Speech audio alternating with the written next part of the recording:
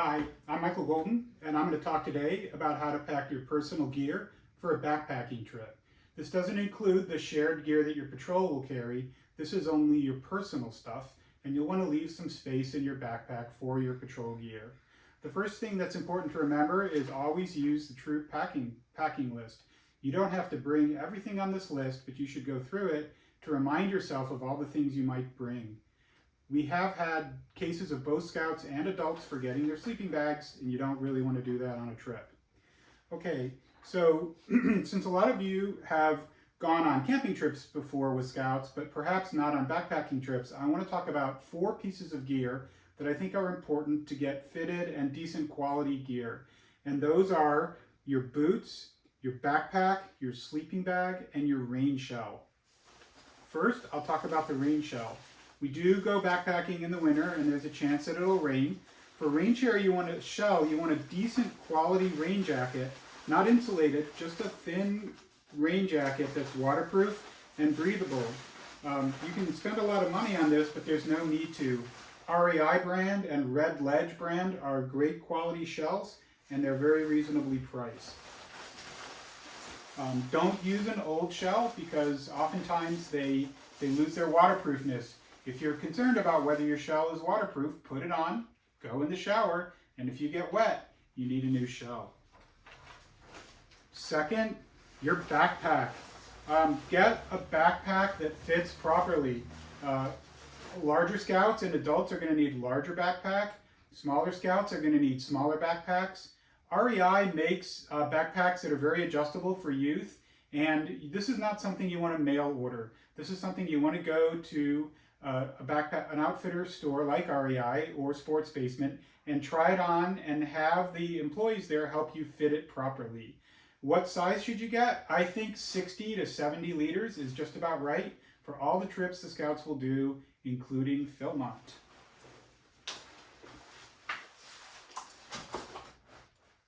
A sleeping bag.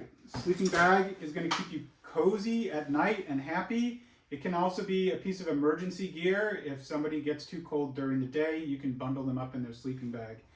What you want is a proper backpacking sleeping bag with a hood, so you generally want a mummy bag. I do recommend a synthetic bag, not a down bag, for beginning backpackers. Down bags, when they get wet, they can lose all their insulating property and are not very helpful. A synthetic bag, even if it gets wet, it'll keep you warm. The other thing is you do want a proper backpacking bag because it's all this stuff is going to fit inside your backpack, so it's got to compress down small. Oftentimes some people like to use compression sacks, which I'm demonstrating here, but you want a backpack that compresses down. And again, this is something I do recommend not mail ordering if you've never purchased one before, because there's different size bags for different people, for different genders. There's gender specific bags. So definitely something where you want to consult with our friends at REI or Sports Basement or some other outfitter. And then the compression sack is nice for putting your sleeping bag, inside your backpack. It is not recommended for long-term storage. For long-term storage, you want to unstuff your sleeping bag and let it get fluffy. I like to hang mine in the closet, but you can also just store it loose in the big bag that they come with. And otherwise it'll lose its loft and it won't keep you warm at night. What rating bag should you get? I recommend a 20 to 30 degree sleeping bag for most scouting trips.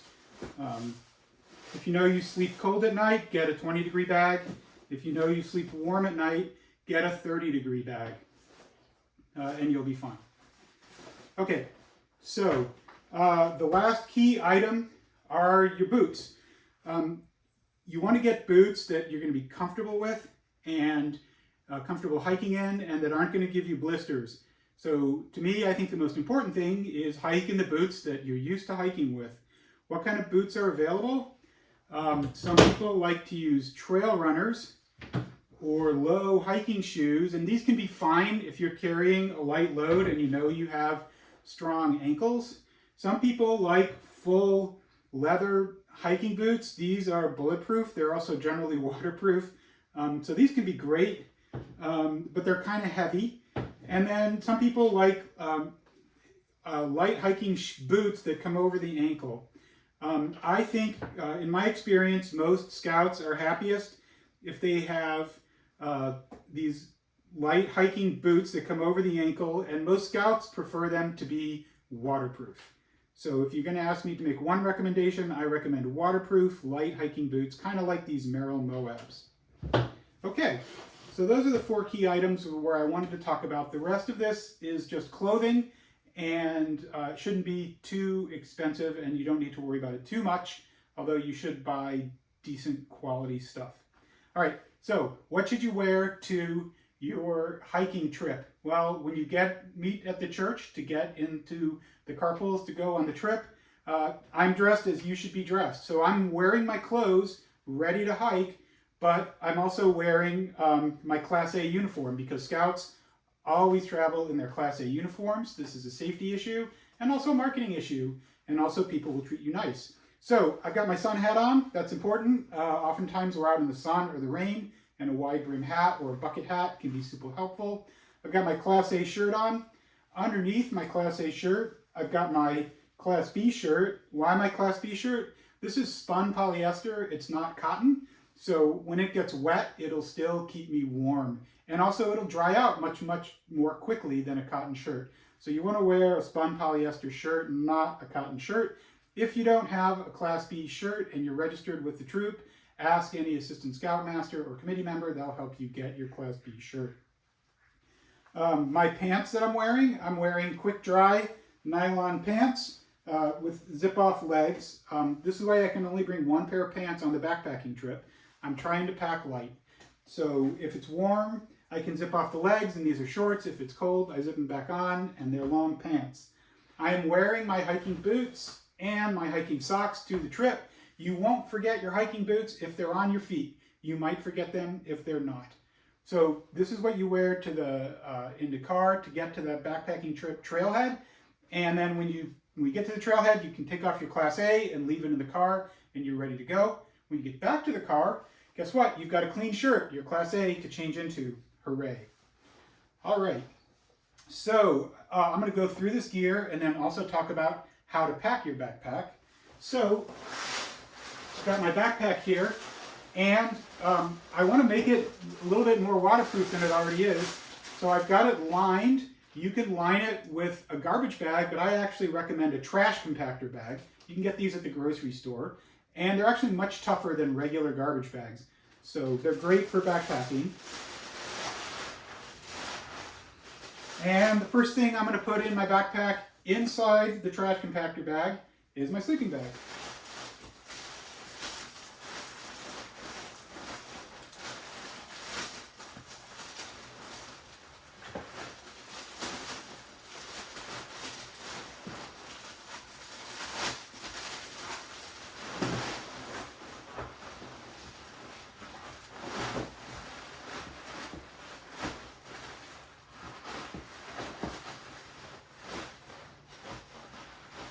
And I've got that shoved all the way down to the bottom.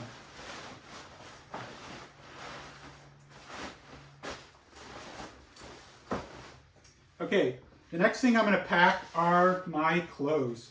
So, I've got a stuff sack that I'm going to put all my clothes in to keep them organized. And so, what have I got? Well, I've got my underwear. So I'm wearing 1 pair of underwear. And I recommend bringing along 1 extra pair of underwear. I recommend bringing nylon or polyester underwear, not regular cotton underwear. Again, they dry out really quickly, so that can be useful if you get wet for some reason. So, one pair of underwear on your body, 1 extra, or if you're super fastidious, 2 extra pair of underwear. I've got a bandana. Always bring a bandana camping. It's useful for so many things. It can be useful for wiping your nose, for pushing stakes into the ground, for covering your head. If you're hot, you can dip it in water and cover your head. Always bring a bandana. I'm going to put this in my pocket. I've got a really lightweight pair of gloves. You might not want to bring this in the summer. You definitely want to bring this in the winter, or if we're going to be going to high elevation. These are just kind of liner gloves. I've got my beanie. You want this beanie, you can wear this at night, especially when you're sleeping, to stay nice and toasty warm. I've got a small to medium sized pack towel. You can get these at REI. These are optional, but if there's gonna be swimming on the trip or any opportunity where you think you're gonna be getting wet, like showers, a small pack towel like this can be great. I've got thermal underwear. These are not cotton. This is what I'm gonna sleep in at night. So we've got long underwear here. And again, this is made out of polyester. And you can get these at your favorite outfitter. You can get these online too, that's okay. But this will keep you warm at night. And in the daytime, if there's a situation where you're getting cold, you can put these on. Okay, and then finally socks. So I'm wearing one pair of socks and I'm gonna bring 2 extra pair of socks. I don't recommend you bring cotton socks. You can bring lightweight wool socks for hiking, that could be great. Or if you have running sort of nylon socks. Some people love to wear these. But what you want to do, for a short backpacking trip, it's not going to matter that much. But you want to practice, if you're going to train for a long backpacking trip, in those short trips, try the different socks out and see which ones you like hiking and make your feet most dry and comfortable and no blisters. The nice thing about wool socks or nylon socks is they'll sort of carry some of the moisture away from you and they'll keep you warm when they're wet. Some people love nylon liner socks. These tend to transport some of the moisture away from your feet, and they can also reduce some of the rubbing on your feet. So if you tend to get blisters, you might want to try nylon liner socks inside your regular socks. If you're doing fine without blisters with the socks that you're wearing, I don't recommend you change what you wore for your practice hikes. Wear those for your longer hikes. But what I don't recommend is cotton socks. Cotton socks will just get wet and damp in your boots as you hike and tend to give you blisters. So again, 1 pair on your feet, 2 pair in your clothes bag. Now, one of these pair of socks should be your sacred socks. You should not wear them on the trail. You should save them and only wear them at night in your sleeping bag so your feet can be dry and warm and toasty. I alternate 2 pair of socks for hiking. There's one on my feet and one in my bag. And then 1 pair of socks, the sacred socks, only for sleeping. Okay, so that's all my basic clothes that I'm going to wear, sort of my base layers. I've also got some other clothes here. I've got my rain shell, which I mentioned, and then I also like to bring rain pants. Similar situation as the rain shell. It's just a thin, waterproof pair of pants. And I bring this because I only, even if it's going to be nice outside, because I only bring 1 pair of pants to wear. So if these pants get wet, then I'll be able to change into my rain pants and be dry while these pants dry out. But also, if it rains, I can put on my rain pants. Okay, finally, some layers to keep me warm. My first layer to keep me warm is just a plain spun polyester long sleeve shirt, just like my Class B shirt, but with long sleeves. So this is my first layer if I'm starting to get cold. My second layer is a very lightweight, again, polyester kind of wind shirt or long sleeve shirt. It could just be a second long sleeve shirt. But again, another layer to start keeping me warm if I'm getting cold. And then finally, if it's chilly at night, a fleece, just a regular polyester fleece jacket is great. This is the thing to wear. So notice that none of this stuff is cotton. Cotton doesn't keep you warm when it gets wet. And so you want to avoid cotton on backpacking trips. Okay, so the clothes, I put my clothes in right on top of my sleeping bag. Inside the trash compactor bag.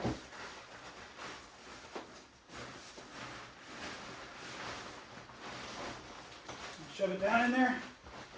Okay, and I actually put my fleece also in the same place, inside the trash compactor bag in there, because I usually only need it at night. It would be unusual for me to need my fleece during the day.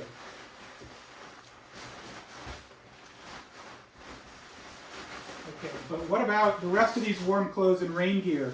A lot of times backpacks will have some outside pockets, and you really want to keep this warm clothes and rain gear accessible in case you need it in a hurry. You don't want to be digging down deep in your backpack. So I'll just take my rain pants and my raincoat, and I'll shove it in this outside pocket here.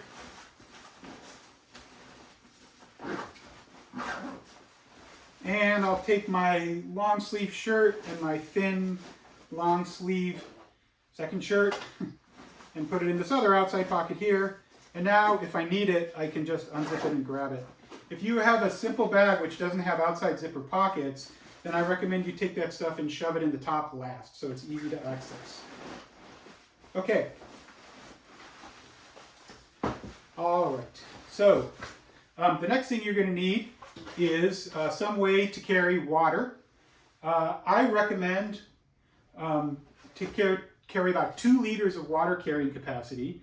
One of those, I think you can just get a smart water bottle or a similar bottle that didn't hold a flavored beverage, but these smart water bottles are tough and they weigh about 1 ounce. Super light, and light is key when you're backpacking. For a second bottle, I like to carry one of these gray translucent Nalgene bottles. These are great because they can hold hot water. So if you want to fill this guy up with hot water and tuck it in your sleeping bag at night to stay nice and toasty warm, it's helpful. It's also easier if we're going to have drink mix to pour them into these guys. So here's what I don't recommend. I do not recommend these insulated metal bottles for backpacking. They're heavy. This guy might weigh 6 or 8 ounces, and if you carry 2 of them, they weigh a pound. Whereas if you would carry 2 of these, they weigh 2 ounces, and that's going to be a huge difference in your pack weight. I also don't recommend the clear hard plastic Nalgenes. These also weigh about 6 ounces compared to about 3 ounces for these. So if you carry 2 of these, that's an extra 6 ounces, which is almost half a pound. And you just don't need to be carrying that extra weight. So cheap, easy. And these can just go in the water bottle holders in your backpack.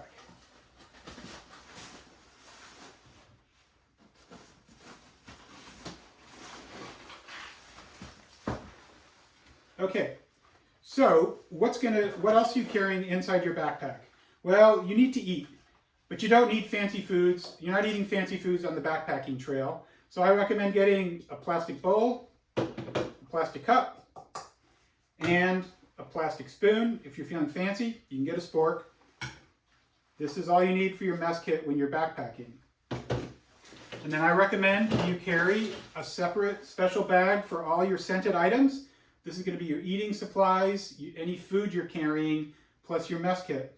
So I'll just put this in there, and this can make it convenient to have it all in one bag, because then at night, if your scented items need to go in a safe place to keep it away from critters like bears or raccoons, it's super convenient. You just take your bag, you put it in the special place, whether it's hanging up in a tree or in a steel box, and you're ready to go.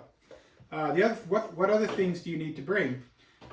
For safety and hygiene, if you take any prescription medicines, remember to bring those. And then hygiene, pretty minimal. You're going to get dirty on the trail. You're going to be smelly when you come back. That's okay. But you do want a few things to stay clean. A toothbrush. I just use a little travel toothbrush. Little tiny travel toothpaste. Perfect. A tiny little container of camp suds. This is kind of optional, but maybe it's a good idea. And lip balm. You really don't want to have chapped lips on the trail. It's super uncomfortable. So I'll put that in there. These 2 things are on the patrol packing list, but you may want to bring them on your own if that's how you roll. A little bottle of sunscreen, although one for the patrol is less weight, and some hand sanitizer, always a good idea. So I'll just put this in my scented items thing and pop it in my backpack. All right. A personal first aid kit. This is a tenderfoot requirement, I believe, to make a personal first aid kit. It's little, just a Ziploc bag full of Band-Aids and some other stuff. So bring along one of these. Also for safety, a whistle. Ideally, you'll wear this around your neck. If you get separated from the crew, you can blow this and it makes a loud noise without a lot of effort. A headlamp. You don't need a giant headlamp or a giant flashlight, just a tiny little headlamp. Some paracord or string. This is good for making clotheslines or repairing things or generally having fun. Tying knots, important to have. A little bit of money. You might need money for meals on the way to the trail or on the way back, or just in case of emergencies or in case there's somebody selling candy. A small pocket knife. You don't need a machete. I actually like to bring a tiny little multi-tool, but the blade, you can see the blade is this long. A small pocket knife can be a useful tool in the backcountry. A little roll of duct tape. You don't need the whole roll. You can take some duct tape and wrap it around your water bottle, but I just kind of made a little roll of duct tape there.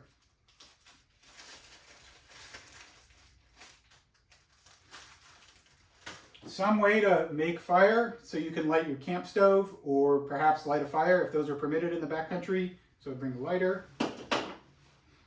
Extra batteries. Bring exactly the extra batteries you need for your headlamp. Or even better, make sure your headlamp batteries are fresh and then save weight. Don't bring the extra batteries. A compass. I've gotten lost on the trail. I'm sure you will too. A compass can usually prevent that problem. And then finally, a pen and a little journal. This can be helpful for people who like to journal, but it can also be useful to communicate with your fellow scouts and your crew. If you or some small group of scouts needs to leave together, they can leave a note telling the other scouts where they went. Or if, an accident happens, being able to write down the situation of the emergency and the status of the victim can be important. So it's a safety issue. Bring a little tiny journal, doesn't have to be a huge notebook, and a pen. Where does all this stuff go? I put all this stuff in a Ziploc bag.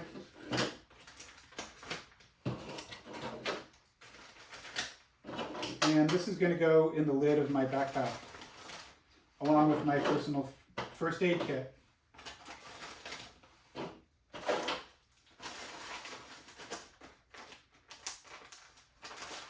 Okay, we're almost packed. When you're backpacking, bring along 2 or 3 gallon-sized Ziplocs. These are your garbage bags, but they could also be used for putting a wet swimsuit or something in your pack. Super useful. So I like the freezer bags, but 2 or 3 gallon-sized Ziplocs. Sunglasses. If we're going to be at high altitude, sunglasses can be really important for protecting your eyes. And at any time, sunglasses can make you more comfortable. A mosquito head net. Depending on the season, we may or may not have mosquitoes. I don't usually carry a mosquito head net, but some people really like them. And if we're going to someplace like the Sierra in early season, where there's a lot of water on the ground, a mosquito head net can be a lifesaver.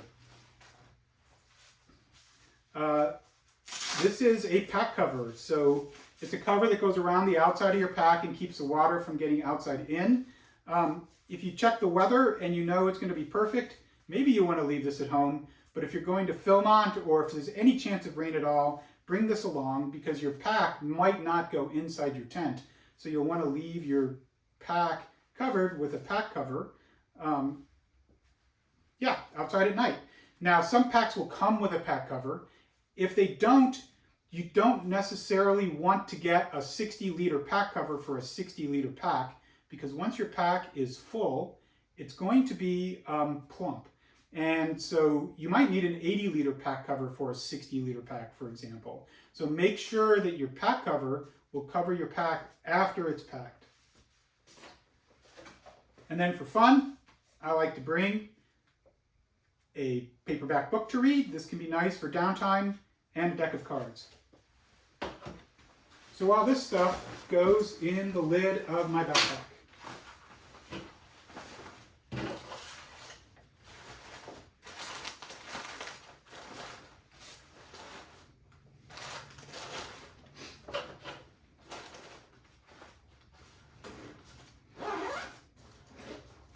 Okay, so now the inside of my backpack is packed with my personal gear. I'm ready to go. Doesn't weigh very much, so I'm doing all right. Now you're still going to have to carry some patrol gear, as I mentioned. For younger, smaller scouts, they probably won't be carrying much patrol gear, and that's okay. The older, bigger scouts will help carry that gear. But if you're an older, bigger scout, or you're just in general packing, leave some room. So how much room? About the size of a pillow.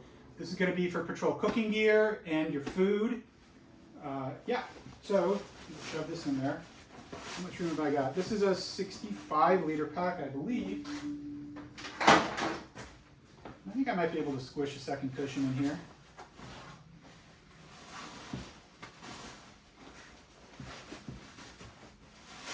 Right. So as you're packing, make sure to leave some extra space for your patrol gear. All right. So finally, there's a couple of things left on the table. Oh, you're also going to need to get a tent in here, so that's why you're going to need some extra space. Okay, first, a camp chair. This is optional, but I do highly recommend for backpacking a Crazy Creek. You can sit in it around camp, very comfortable, and then you can flatten it out, and it can be an extra part of your sleeping pad system at night. So I do recommend a Crazy Creek, although it's optional.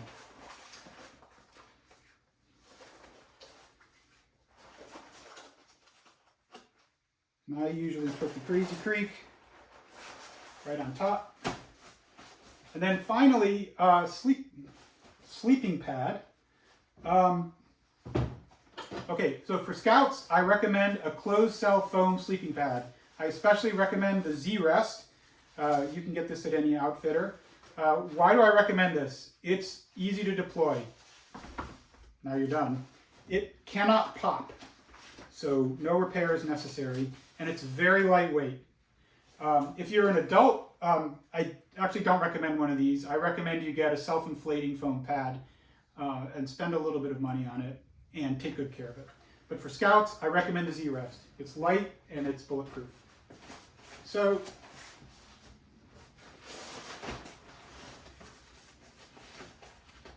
maybe I shouldn't have put that second sofa cushion in there.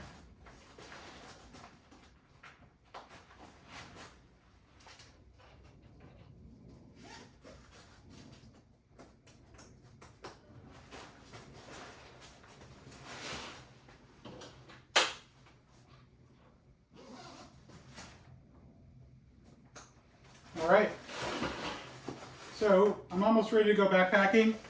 I've got two more things on the table I'd like to talk about. Camp shoes. Some people love camp shoes for a long trip where your boots might get wet. It might be nice to be able to change into some dry, lightweight shoes at the end of the day. I recommend Crocs. Crocs are great. They're super light. Or running shoes, but Crocs are lighter. And I recommend Crocs with the sports strap. And I just strap mine right onto the outside of my backpack. But if there's room, put them on the inside. And finally, trekking poles. I do recommend trekking poles for adults. Trekking poles will definitely help keep you stable on your feet, help keep you from twisting your ankles, especially if you're carrying a heavier load. Trekking poles can be great. They also help the knees on the way downhill. The other reason trekking poles are helpful is that they can be helpful for pitching the dining fly as a shelter. So they're a multi-use tool on a backpacking trip. Okay, I hope that was helpful. I guess I also want to say that I actually recommend packing this way for all scout trips. There's no reason you can't use this exact set of gear for car camping as well as backpacking. And to make it easy to get ready for your scout camping trips, I also recommend that you just keep all your camping stuff in your backpack, except your sleeping bag, leave that one unstuffed. And then you'll be ready to go. You can pack up for a scout camping trip in 30 minutes because all of your camping gear is ready to go in one place in your backpack. Okay, thank you for your kind attention, and I hope that was helpful.